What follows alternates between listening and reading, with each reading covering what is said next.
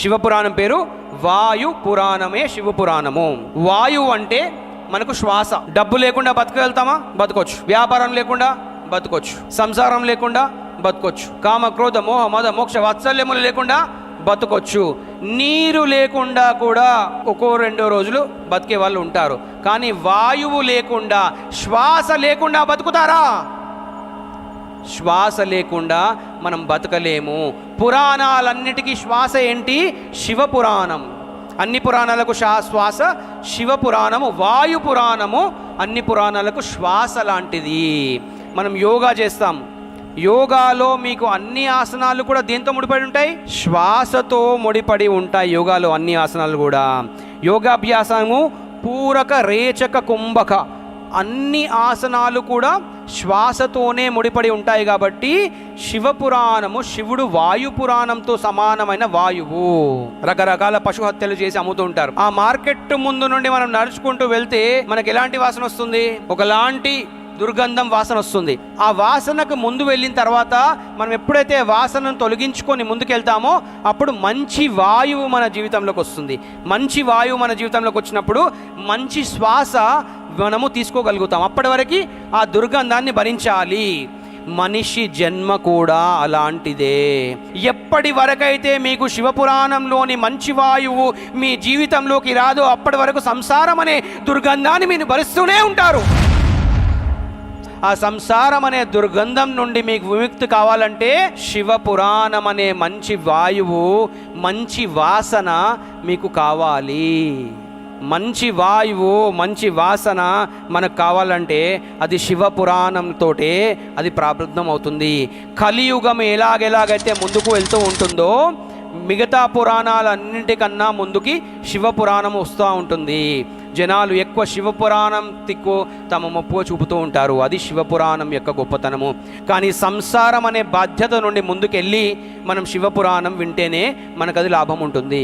ఇలా ఏమవుతుందంటే ఉత్తర భారతదేశంలో ఒక చాలా ప్రముఖమైన కథ ఉంది. తులసిదాస్ గారి కథనే ఇది కూడా. తులసిదాస్ గారు ఏంటంటే అందరికీ వెళ్ళి రామకథ, భగవద్గీత శ్లోకాలు అవి చెప్పేవాళ్ళు. అయితే ఒక పెద్ద సేట్ ఉండేవాడు, వర్తకుడు, వ్యాపారి. అయితే ఒక సేట్ ఇంటికి రోజు ఒక ఋషి వెళ్ళేవాడు. వెళ్ళి ఈ రోజు వచ్చాను, నువ్వు కేవలము నాకు 1 గంట సమయం ఇస్తే నీకు నేను భగవద్గీతలో మొత్తం అధ్యాయం చదివించి వింటానని చెప్పాడు. ఆయన అన్నాడు, నాకు ఈరోజు అస్సలు కుదరదు, నాకు వ్యాపారం, పిల్లలు, బాధ్యతలు, సంసారాలు ఉన్నాయి, ఇంత సమయం అయితే నేను ఇయ్యలేను, వచ్చే నెలరా, ఆ రోజు నేను ఖాళీగా ఉంటే నేను వింటానని చెప్పాడు ఆ సేట్. అయితే ఆ సేట్ దగ్గర క్రమం తప్పకుండా మళ్ళీ ఋషి వెళ్ళాడు. వచ్చే నెల వెళ్ళి నువ్వు మొత్తం అధ్యాయం విననక్కర్లేదు, కేవలము 2 స్కందాలు నీకు చెప్తాను, ఒక 3-4 శ్లోకాలు చెప్తాను, విను, మహా అంటే 20 నిమిషాలు 30 నిమిషాలు అవుతుంది, అది చెప్తాను వినంటే. సేట్ అన్నాడు, నాది ఇక్కడ దుకాణం నడుస్తుంది, నా దుకాణంలో గిరాకీ చాలా ఎక్కువ ఉంది, ఈ గిరాకీ టైంలో నువ్వు వచ్చి శ్లోకాలు చెప్తా అంటే నువ్వంటే సన్యాసి,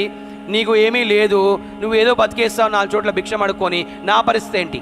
నేను అలా చేయలేను కాబట్టి, నేను సన్యాసిని కాదు కాబట్టి నేను అవన్నీ చేయలేను, ఇప్పుడు రాగానే ఒక 6 నెలల తర్వాత కనబడని చెప్పాడు. 6 నెలల తర్వాత కనబడు, అప్పుడు చూస్తానులే, అప్పుడు సమయం ఉన్నప్పుడు అన్నాడు. మన ఋషులు కూడా ఎలా అంటే అప్పట్లో ఋషులు చాలా ప్రతిభ పట్టింపు గలవాళ్ళు. 6 నెలల తర్వాత మళ్ళీ వెళ్ళాడు. మళ్ళీ వెళ్ళి ఆ సేట్ని అడిగాడు, మరి 6 నెలల తర్వాత వచ్చాను, ఇప్పుడు కేవలం ఏం చేయంటే ఒకటే ఒక శ్లోకం విను, 3 నిమిషాలు అవుతాయి, అలాగైనా భగవద్గీత చదివి విష్ణునామ సహస్రం చేసినావు అనుకో, నీకు పుణ్యం వస్తుందని అన్నాడు. అప్పుడు సేట్ అన్నాడు, ఆ ఒక్క శ్లోకం కాదు కదా, ఒక క్షణం తీరిక నాకు లేదు, నేను ఈ శ్లోకాలు వినే పరిస్థితి నాకు లేదు, నేను ఎప్పుడు పిలిస్తే అప్పుడు రా, ఇంకా రాకని చెప్పాడు. అప్పుడు ఆ సేటు ఇంటికి ఇంకా అక్కడి నుండి తిరస్కృతుడైన ఋషి వెళ్ళిపోయాడు. 1 సంవత్సరం కాలం తర్వాత అదే సేట్ ఇంటికి ఋషి వెళ్ళాడు. ఋషి వెళ్ళినప్పుడు ఏమైందంటే అక్కడ ద్వారం పైన కొడుకున్నాడు. అయితే ఋషి అడిగాడు, ఇక్కడ పెద్ద సేటు ఉండేవాడు కదా, ఆ సేటు ఎక్కడ వెళ్ళాడంటే అప్పుడు ఆ కొడుకు అన్నాడు, ఆ సేటు మొన్నే మృత్యు సంభవించింది, నేను ఆయన కొడుకుని, నేను ఇప్పుడు ఉన్నాను, మీకు ఏం పని చెప్పండి అన్నాడు. అప్పుడు ఋషులకు చాలా శక్తి కదా, ఋషులు అన్నీ చూస్తూ ఉంటారు. అయితే ఋషి అటు ఇటు చూస్తే అక్కడ ఒక బర్రెని కట్టేసి పెట్టారు, అది అక్కడ ఉంది. ఋషి ఆ బర్రె దగ్గరికి వెళ్ళాడు. వెళ్ళి, ఇంకేముంది నీకు మోహం, ఇంకెందుకు మళ్ళీ వచ్చావని అడిగాడు. అంటే ఆ సేటు ఆయన సంపాదించిన ధనం కూడా ఆ చెట్టు కింద మొత్తం పెట్టుకున్నాడు. అక్కడ బర్రె రూపంలో వచ్చి నిలబడున్నాడు. ఇంకా వ్యామోహం వాసన చావలేదు ఆ సేటుకి, ఇంకా అక్కడే నిలబడుంటే అప్పుడు ఋషి అడిగాడు, ఇప్పుడు ఎలా చదవగలుగుతావు నువ్వు భగవద్గీత శ్లోకాలు? అందరికీ నేను చెప్పడం ఏంటంటే, ఏ సృష్టిలో కొన్ని కోట్ల జన్మలున్నాయి, 84 లక్షల జీవరాశులలో భజన చేయగలిగింది, కీర్తన చేయగలిగింది, శ్రవణం చేయగలిగింది ఒక మనిషి జన్మ మాత్రమే.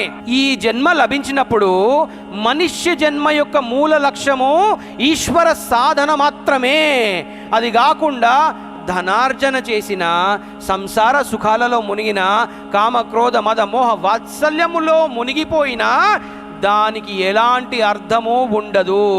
ఆ సేటు బర్రె రూపంలో అక్కడ ఉండి ఇంకా తన ఆస్తిపై వ్యామోహంతో కొట్టుమిట్టాడుతుంటే, ఇలాంటి సేట్లు మీ జీవితాల్లో ఎంతోమంది ఉంటారు. ఇలా వ్యామోహంతో మీదపడి భగవంతుని ఈశ్వర సాధన పైన సమయము కేటాయించకుండా ఇలా చేసేవాళ్ళు ఎంతోమంది ఉంటారు. ఇలాంటి జీవితాలన్నీ వ్యర్థంగా పోతాయి.